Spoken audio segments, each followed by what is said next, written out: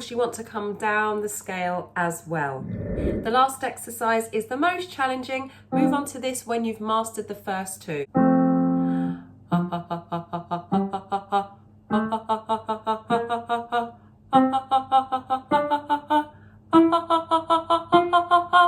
Here we go. 5, 6, 7.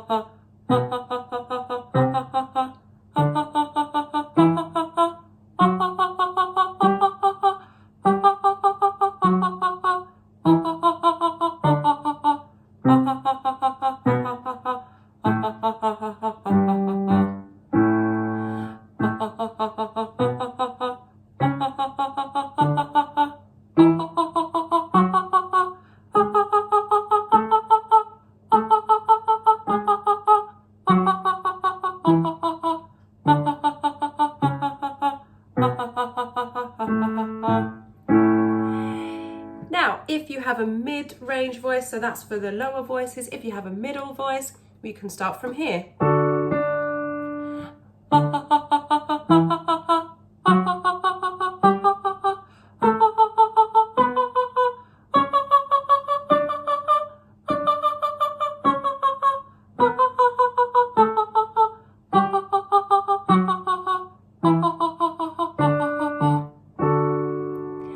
And if you have a higher voice, it's going to sound like this.